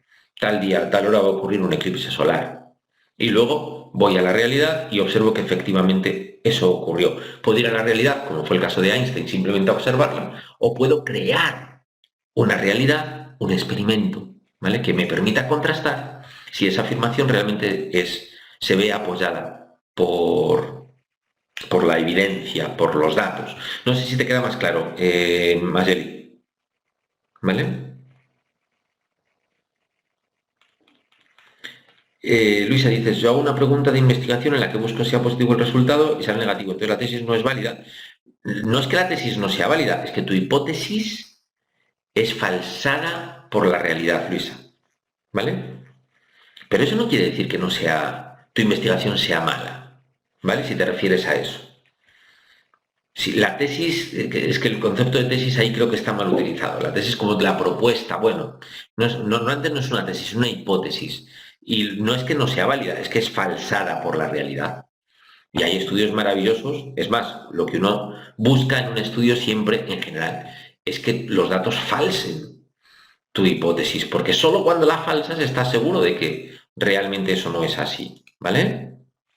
Bueno, tenemos estos métodos de razonamiento y a partir de aquí, no de qué a ti, Luisa, podemos hablar de distintos paradigmas de investigación. Y si no os preocupéis por esto, de verdad que va a ir saliendo, que son un montón de conceptos, ¿vale? Fijaos, cuando hablamos del positivismo, ¿vale? Básicamente un paradigma, como dice ahí, se refiere a la manera de ver y comprender una realidad, ¿vale? Compartido por una comunidad investigadora.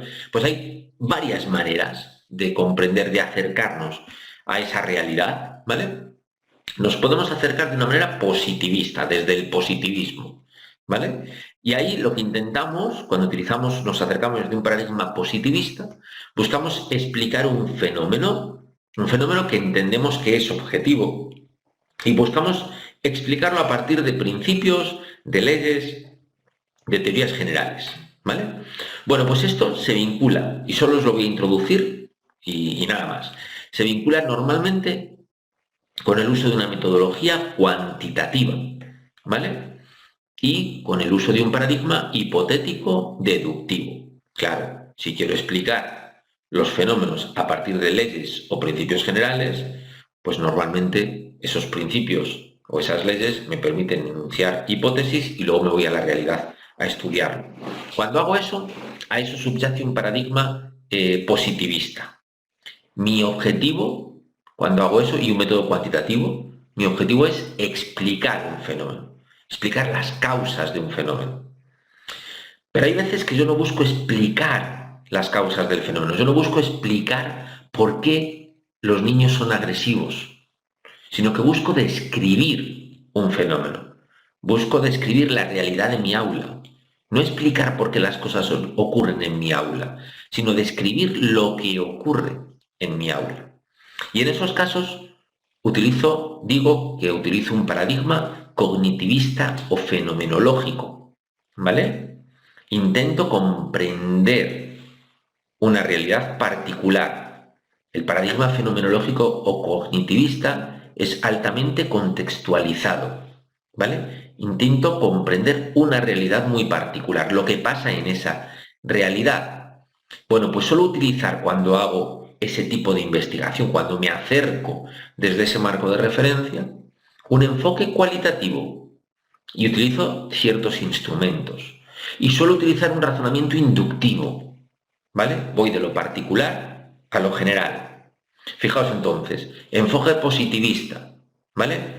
Razonamiento hipotético deductivo, de lo general a lo particular. Metodología cuantitativa, ya veremos qué es eso. Y sobre todo, intento identificar causas, explicar un fenómeno. Enfoque cognitivista, voy de lo particular a lo general. Busco, por tanto, o aplico un razonamiento normalmente inductivo.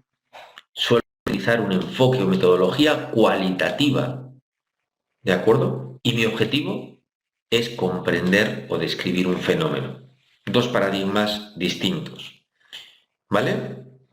Que se asocian con dos enfoques diferentes, cuantitativo y cualitativo. Y no me voy a detener en este gráfico porque lo vamos a ver la siguiente sesión, ¿vale? Y me voy a quedar con un tercer paradigma y yo creo que aquí lo vamos a dejar. Dejadme que avance, sí. Con un tercer paradigma, ¿vale? Que es el paradigma sociocrítico o pragmático, ¿vale? Que tiene un matiz, y es que también busco comprender una realidad, pero busco comprender una realidad que es construida socialmente y sobre todo busco comprenderla para transformarla, para cambiarla, para resolver problemas, ¿vale? Este es el paradigma, el marco de referencia más frecuente en el ámbito de la investigación educativa. Mi objetivo es entender, comprender una realidad concreta para lograr transformarla, cambiarla y resolver problemas, ¿vale? El enfoque que normalmente utilizo desde esta manera de entender la realidad es lo que denomino un enfoque de investigación-acción, de obtener conocimiento que me permita comprender esa realidad para actuar sobre esa realidad y lograr una mejora o un cambio. Y a esa mejora o el proceso de logro de esa mejora es a lo que denomino innovación, ¿vale? Así que en este curso, fundamentalmente, vosotros como psicopedagogos, ¿de acuerdo? Fundamentalmente, el marco de referencia va a ser la investigación-acción, la generación de conocimiento orientada no a la propuesta de teorías, no solo a la comprensión de un fenómeno, en ambos casos hablaríamos de investigación básica, sino a la aplicación de ese conocimiento para transformar, para lograr un cambio en la realidad. Y eso implica hacer investigación aplicada, ¿vale? Bueno, y eso es lo que implica innovar. ¿Qué nos ha faltado por ver hoy? Que quiero dejar hoy un tiempito para dudas. Pues fundamentalmente, ¿qué es innovar? ¿Vale? Pero esto lo vemos la próxima semana, con tranquilidad y continuamos avanzando, ¿vale? Si tenéis oportunidad de leer el temario y resolver pues cualquier duda o plantear cualquier duda, pues encantado. Y si tenéis oportunidad de leer este temario y el próximo tema, el tema 2 para la siguiente sesión, pues fantástico, ¿vale? Podremos avanzar y tener sesiones más enriquecedoras, que hoy he hablado demasiado. ¿Dudas?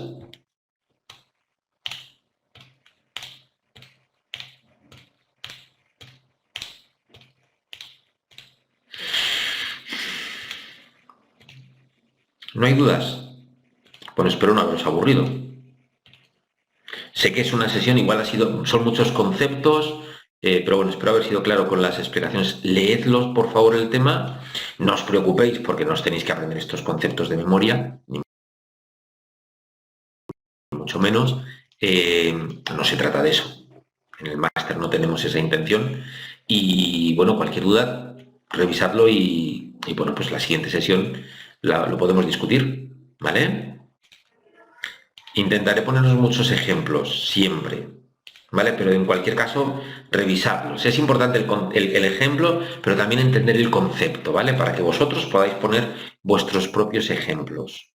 Si realizad el test del tema, bueno, si queréis, esperad, ¿no? Y así lo podéis realizar una vez que hablemos de innovación. O si queréis leer la sección de innovación, que es fácil de entender, pues podéis hacer el test cuando vosotros queráis, ¿vale? Bueno, venga, pues entonces os dejo ya descansar, que ha sido 1 horita y media y ha estado intensa. Pues que tengáis buena semana. Nos vemos la próxima semana. Venga, saludos. Hasta luego. Un gusto trabajar con vosotros. Chao.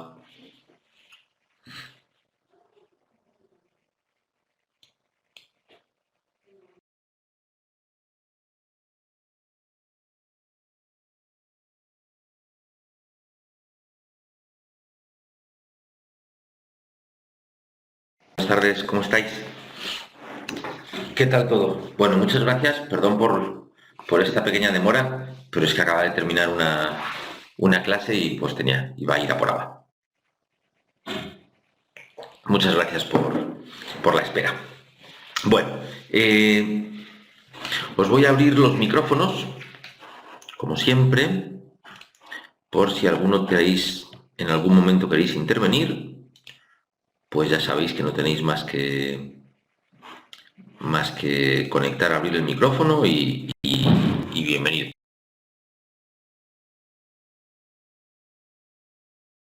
Y muy agradecido, de hecho, ¿vale? Ya está abierto los micrófonos, así que ya os escucharía en cualquier momento. Bueno, pues vamos a avanzar. Hoy tenemos el segundo tema, ¿vale? El proceso de planificación de la investigación. Pero antes vamos a terminar de ver la última parte del primer tema, cuando hablábamos de, bueno, qué implicaba innovar en educación. Lo vamos a ver de una manera muy escueta, ¿de acuerdo? Porque no hace falta dedicarle mucho más tiempo, pero bueno, pero lo vemos de una manera concreta. Decíamos, a ver, fundamentalmente cuando innovamos intentamos generar un cambio, intentamos generar una mejora. La innovación, decíamos, no está reñido con el uso de herramientas, instrumentos, procedimientos que veníamos utilizando con anterioridad, ¿de acuerdo? Sino que con usos diferentes, con alternativas en los usos de esos instrumentos, recursos disponibles y que nos conducen a lograr un cambio cualitativo, ¿de acuerdo? El objetivo de la innovación, y esto es importante, es, en último término, transformar la realidad. Y en concreto, desde luego, transformar la realidad educativa, que es en la que vosotros estáis interesados, en la que pretendemos incidir. Pero realizar esa transformación o esa mejora de la realidad educativa, os decía el otro día, creo recordar, que no deviene de un proceso meramente creativo, sino que fundamentalmente o debe estar guiado por un proceso de planificación, ¿de acuerdo? Por una aplicación sistemática de una manera de enfrentarse a la realidad, de aproximarse a la realidad a través de unos procesos, de unas estrategias, de un modo de hacerlo, que nos permite transformarla, que nos permite lograr algún elemento diferencial.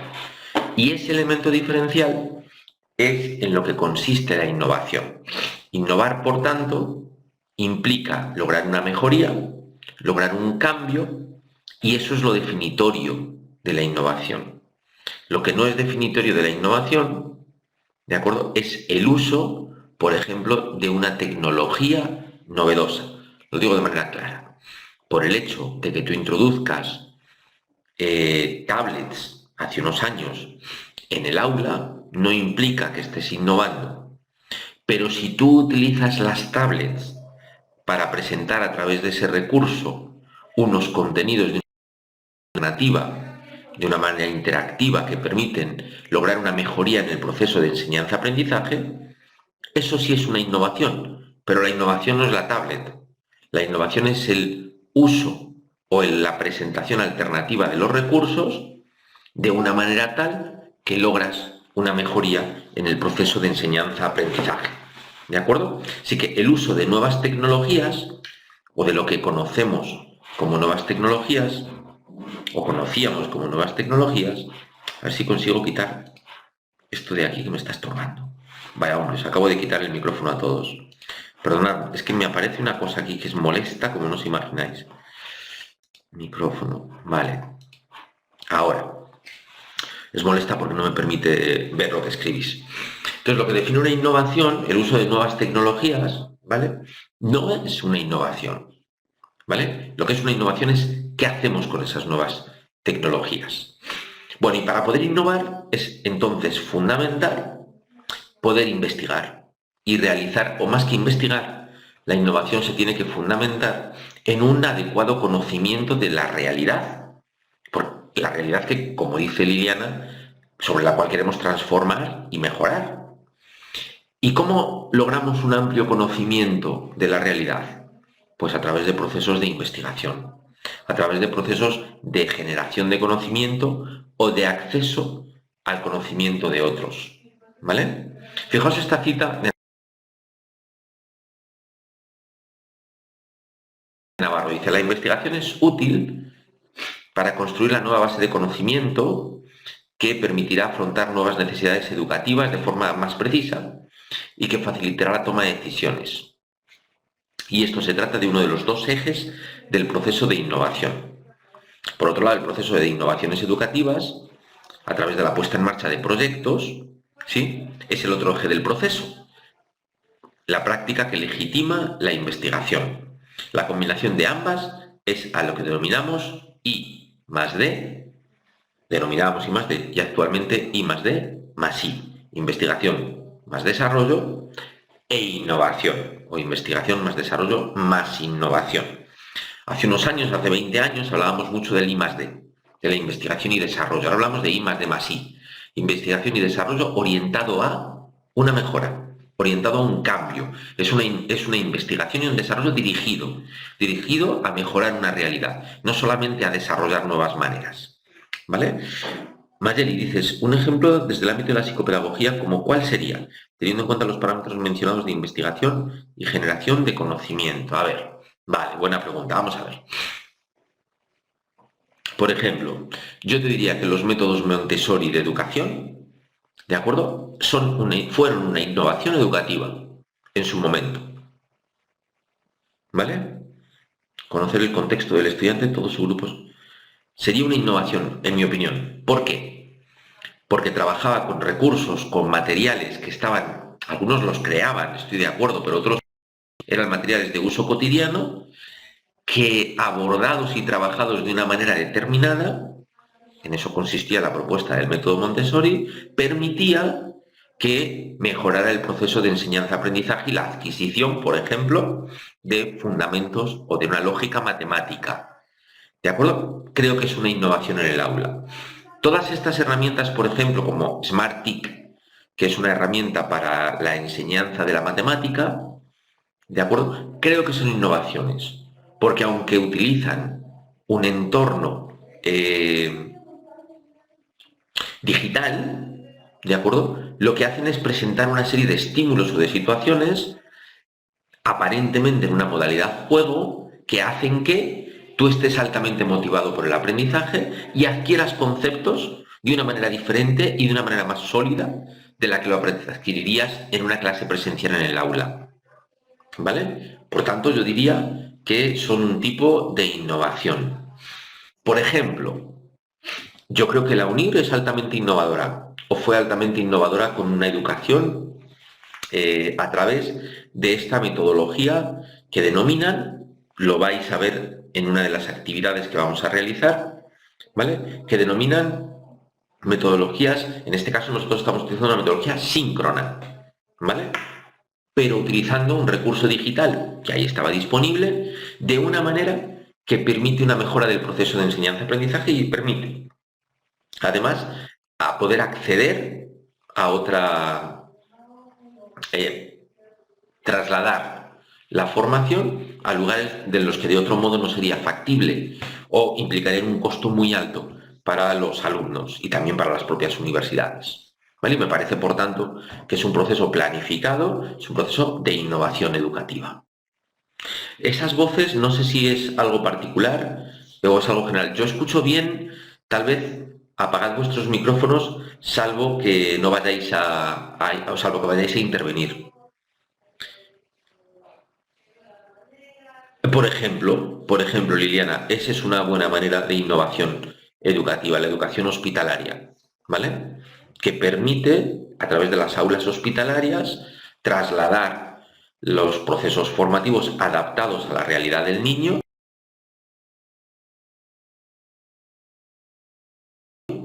¿vale?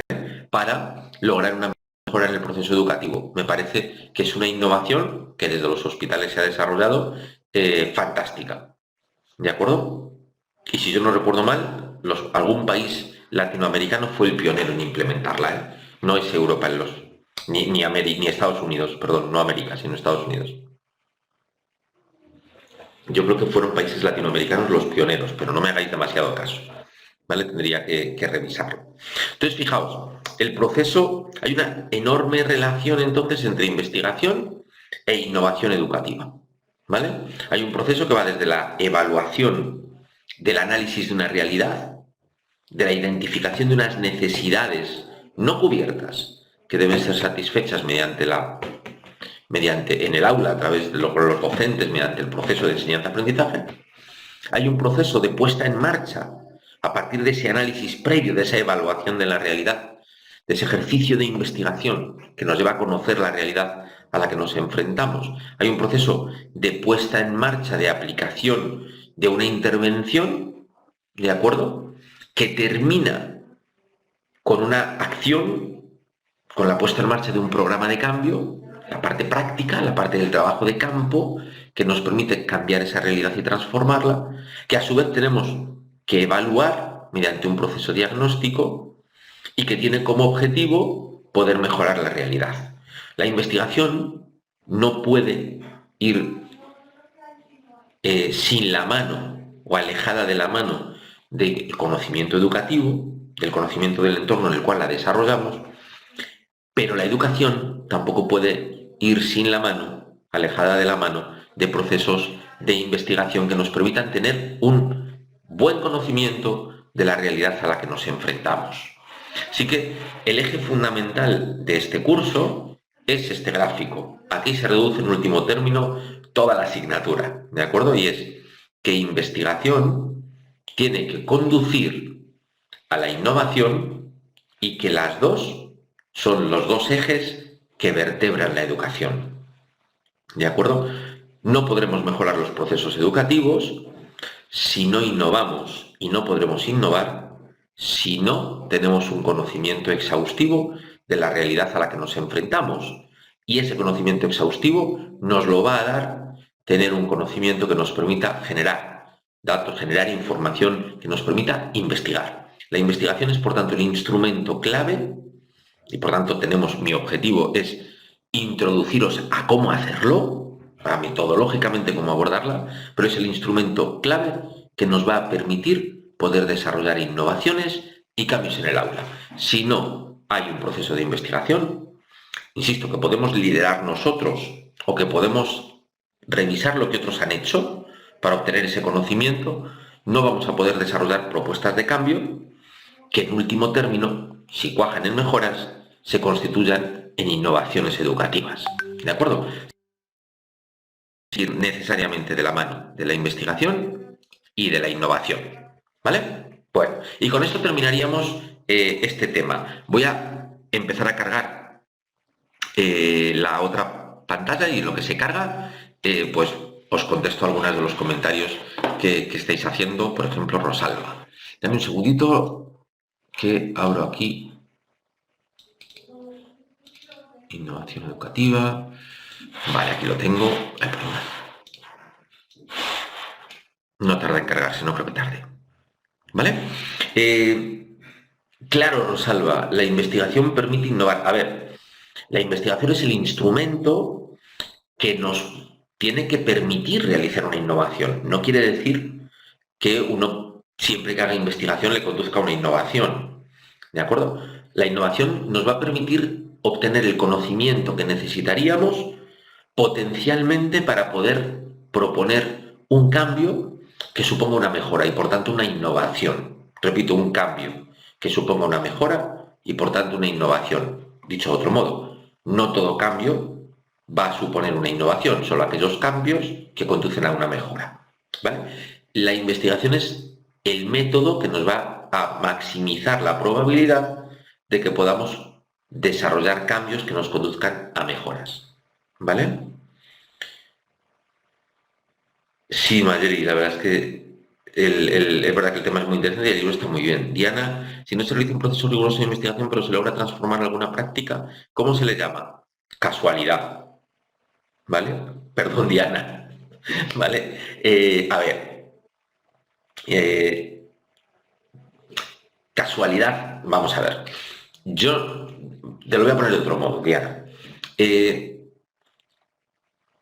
Si una persona alega en el ámbito educativo, que no tiene conocimientos, ¿vale? Llega a un aula, pone en marcha un procedimiento novedoso y eso genera una mejoría, ¿vale? Contesta tú a ti misma, ¿cuál es la probabilidad de que lo logre? Si es una persona alega que no tiene ningún conocimiento sobre educación, pues yo diría que bastante escasa, ¿vale? Bastante escasa.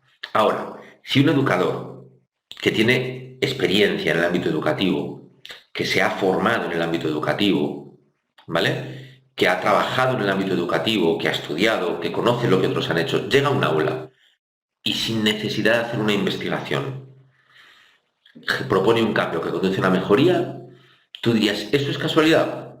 No, porque tiene una formación previa, porque ha estudiado lo que otros han hecho antes, porque conoce otras maneras de hacer las cosas y ese conocimiento le ha permitido orientar el cambio propuesto. No es un cambio al azar, ¿de acuerdo? Sino que es un cambio resultado de una experiencia que esa persona tiene.